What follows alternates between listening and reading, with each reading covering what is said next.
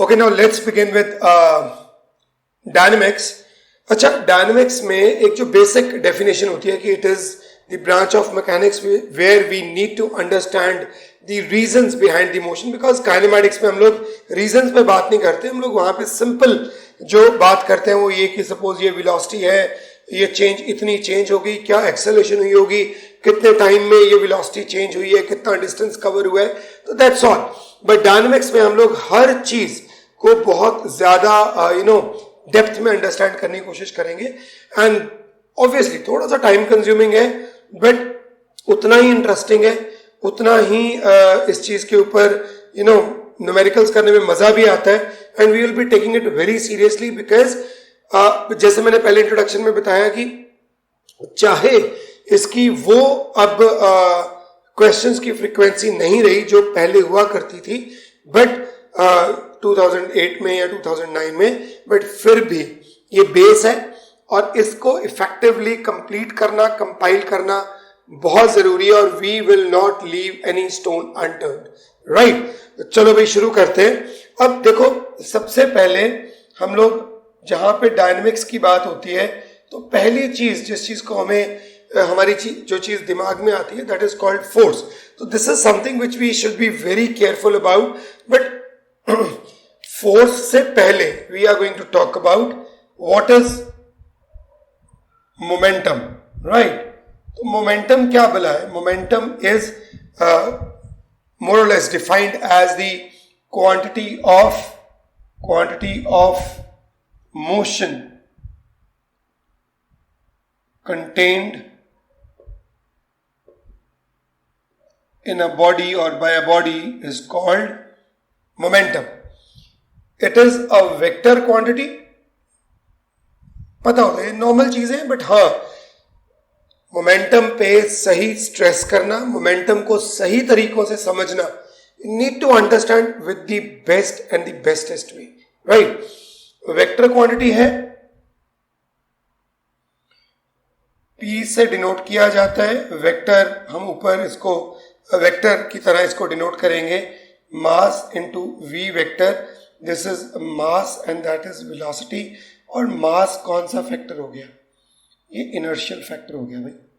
Right, mass is the inertial factor which is very important in this segment. और Newton के laws में भी हम लोग स्पेसिफिकली ये जब बात करते हैं तो हम लोग कहते हैं कि भाई न्यूटन के लॉज में पहला ही लॉ ऑफ इनर्शिया है, और उसमें क्या बोलते हैं कि a body which is at the state of rest or uniform motion continues to be in the same state unless until it is compelled by some external force. तो मतलब हम लोग एक बॉडी को उसकी स्टेट को चेंज करने के लिए हम लोग जिस एलिमेंट की बात करते हैं वो है force.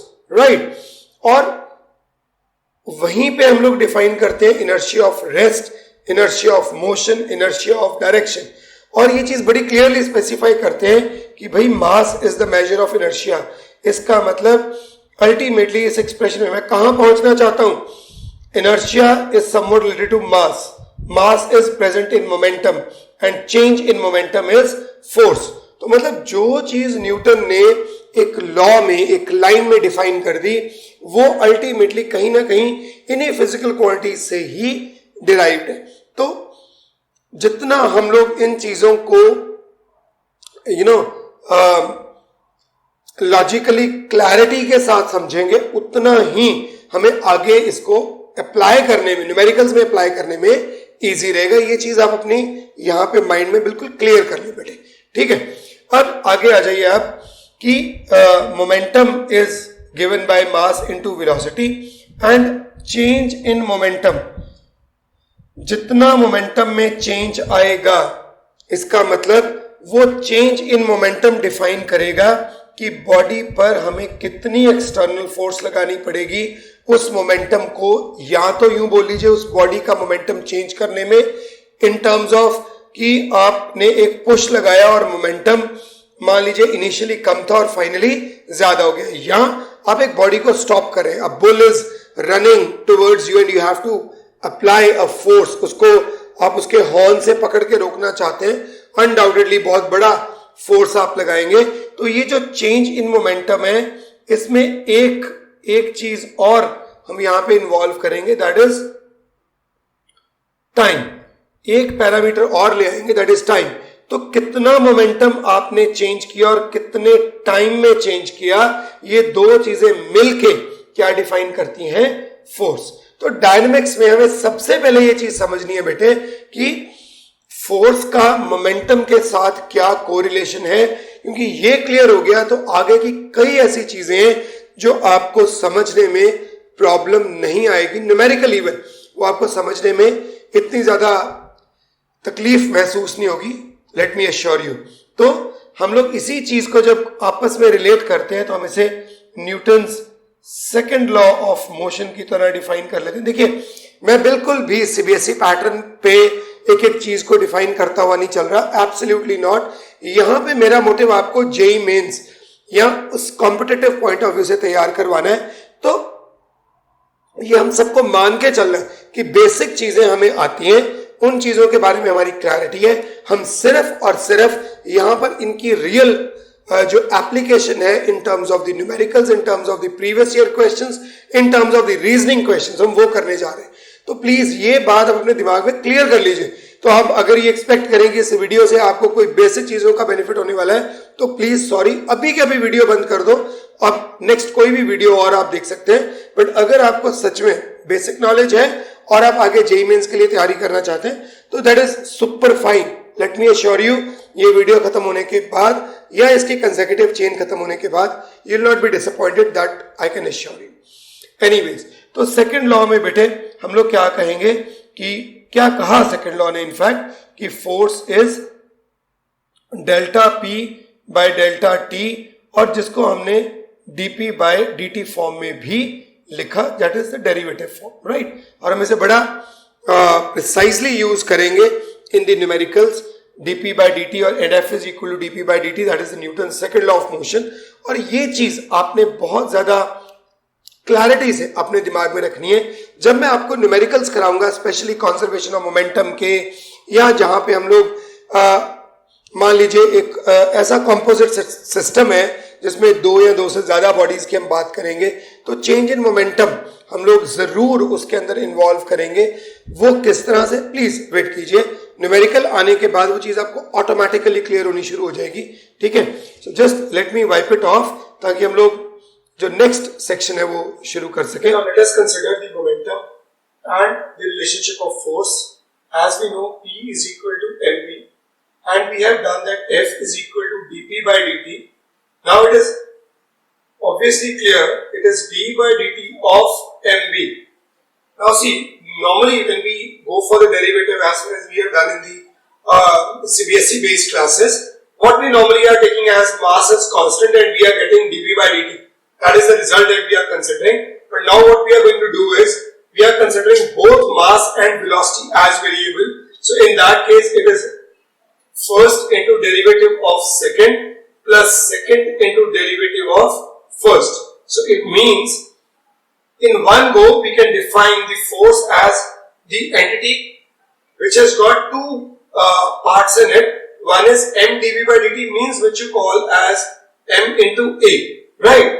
And the other entity is when the mass is also variable and it is changing with respect to time, where v is the velocity, a defined velocity.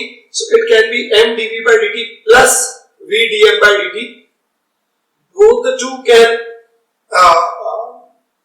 happen simultaneously also, okay.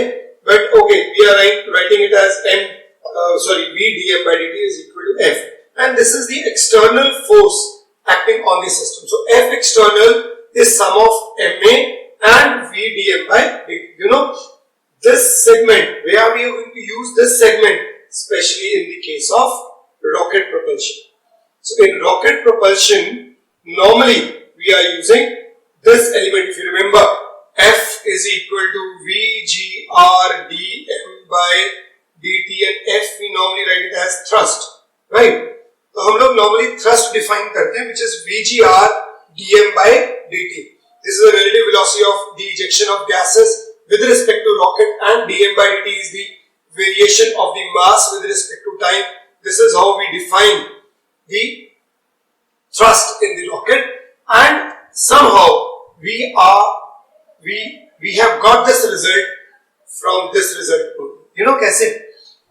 अगर मैं rocket की बात करूं तो external force क्या मानी जाती है? Zero, right? System internal forces से चल रहा है, यानी कि इंटरनल गैसेस इजेक्ट हुई और रॉकेट को एक थ्रस्ट मिला, एक्शन के अगेंस्ट रिएक्शन मिला और रॉकेट ऊपर उठ गया। तो एक्सटर्नल फोर्स सिस्टम के ऊपर क्या लग रही है? जीरो। और अगर बेटे एक्सटर्नल फोर्स जीरो लग रही है, can I say that ma is equal to minus v dm by dt? कह सकता हूं यहीं पे f एक्सटर्नल को जीरो ले लेता हूं, तो ma is equal to minus v dm by dt. This we can consider very clearly, and ma you very well know is force, and this force we are going to call as thrust. इसी force को हम लोग thrust बोलते हैं, right?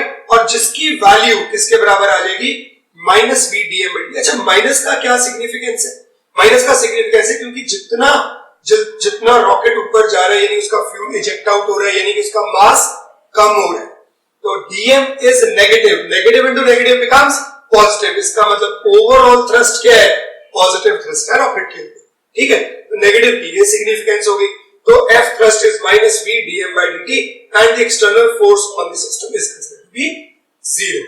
तो अब देखिए, rocket को बहुत ज्यादा डिस्क्रिप्टिवली अब हमें करने की जरूरत महसूस नहीं हुई, यहीं से हमने रॉकेट का केस एनालाइज कर लिया। ये बहुत इंपॉर्टेंट चीज है। उसके बाद ये फॉर्मूला सिर्फ रॉकेट्स के लिए इंपॉर्टेंट ही नहीं है, जहां मर्जी, यहां पे मैंने माइनस नहीं लिखा तो माइनस लगा दूंगा। अब जहां मर्जी, जहां भी ऐसी सिचुएशन हो जहां पे कोई ना कोई फ्यूल इजेक्ट आउट हो रहा हो या कोई चीज बॉडी से बाहर जा रही हो, वहां पर आप ये फॉर्मूला अप्लाई कर सकते हैं, because dm by dt is the ejection rate of the entity which is moving out of the body, and v is the velocity with which it is moving out of the body.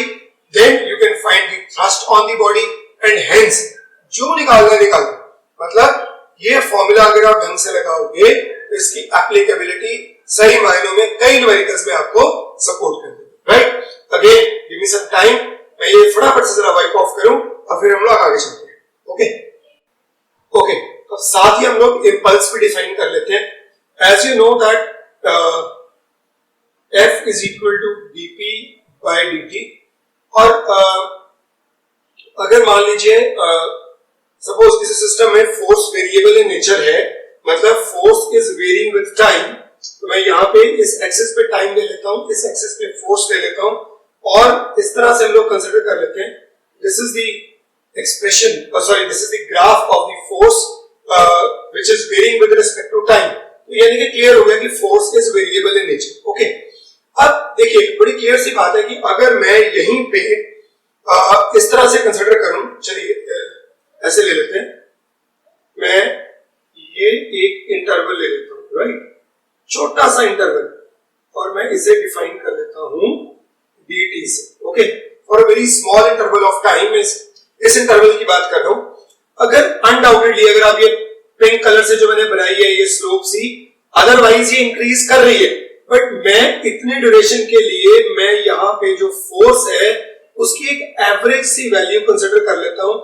F के नीचे मैंने A, V और G ऐसे लिख दिया, means average force हो, ठीक है? तो ये भाई एवरेज फोर्स है जो इतने ड्यूरेशन के लिए कांस्टेंट मान ली गई है, ठीक है? ओके, तो जब dt मतलब वेरी स्मॉल टाइम है ना, dt इज स्मॉल टाइम, और जब मैं इस dt को एवरेज के साथ मल्टीप्लाई करूंगा, राइट, तो मुझे जो क्वांटिटी मिलेगी इस ड्यूरेशन के अंदर, that will be called as impulse. It means in the physics term we call impulse as the force acting on a body for a very short interval of time, for a very short interval of time, right? जब एक body पर force बहुत छोटे से interval के लिए, कौन सा इंटरवल? dt इंटरवल, बड़े छोटे से इंटरवल के लिए जब एक फोर्स बॉडी पे लगती है तो हम उसे इंपल्स से डिनोट कर देते हैं। एंड अगर मैं अब इसी चीज को, यानी कि इस चीज को ऊपर वाले एक्सप्रेशन के साथ रिलेट करूं, मतलब किसके साथ? इसके साथ, राइट? जब मैं इसके साथ रिलेट करूं, ये dt ऊपर चला जाए तो f dt क्या हो गया, dp हो गया या नहीं? I can write it as dp means impulse is equal to dp means it can be represented by change in momentum. जब बहुत छोटे से टाइम में जो एक मोमेंटम के अंदर चेंज आएगा वो क्या कहलाएगा, इंपल्स कहलाएगा, राइट? और उस छोटे से टाइम में जो हम लोग फोर्स कंसीडर करेंगे, ये याद रखना बेटे, हम उसे एवरेज फोर्स का नाम देंगे, यानी कि हम लोग उतने टाइम के लिए फोर्स को वेरिएबल नहीं मानेंगे, चाहे फोर्स नेचर में वेरिएबल है, but for that short span of time we will consider the force to be average force. ये भी आप अपने दिमाग में रख लो, आगे न्यूमेरिकल्स में मुझे बहुत फायदा होने वाला है इससे, जब स्पेशली हम लोग ऐसा न्यूमेरिकल करेंगे कि जिसमें एक चेन को मैंने ड्रॉप किया ऊपर से नीचे, तो कितना उसने इफेक्ट डाला सरफेस के ऊपर, is it equal to the weight of the chain और it is equal to greater than the weight of the chain? तो answer will be greater than the weight of the chain, means somehow तकरीबन अगर उसका मास m है तो wait बन गया mg, तो कितनी फोर्स वो सरफेस पे डालता है जिसके ऊपर हम उसे घेरते हैं, 3 times the weight minimum, you know. और ये प्रूव कर दूंगा आपको, डोंट वरी, जब न्यूमेरिकल करेंगे वो चीज मैं आपको समझा दूंगा। तो anyways, impulse is dp, dp means change in momentum, और किस तरह से इंपल्स रिलेटेड है फोर्स के साथ या एवरेज फोर्स के साथ, वो मैंने आपको क्लियर कर दिया। और एक और चीज, यहां पर अगर मैं इस चीज को देखूं तो this is a rectangle, right? तो ये है इंटरवल dt, और ये जो पैरामीटर हो गया, जो लेंथ होगी उसकी फोर्स होगी, तो f dt क्या रिप्रेजेंट कर रहा है? f dt रिप्रेजेंट कर रहा है एरिया ऑफ रेक्टेंगल। कौन सी रेक्टेंगल? ये वाली रेक्टेंगल भाई, राइट? तो area of rectangle is what exactly it is representing the impulse. तो मैं यूं कह सकता हूं कि the area under ft curve within a short span of time is also representing the impulse. तो उस short span के अंदर जो भी एरिया अंडर ft कर्व आ गया वो क्या कहलाएगा? That will be called as impulse. तो impulse वाला पोर्शन मैंने खत्म कर दिया। यूज कैसे करना है वो न्यूमेरिकल के साथ करेंगे, राइट? इतना पहले कर लो।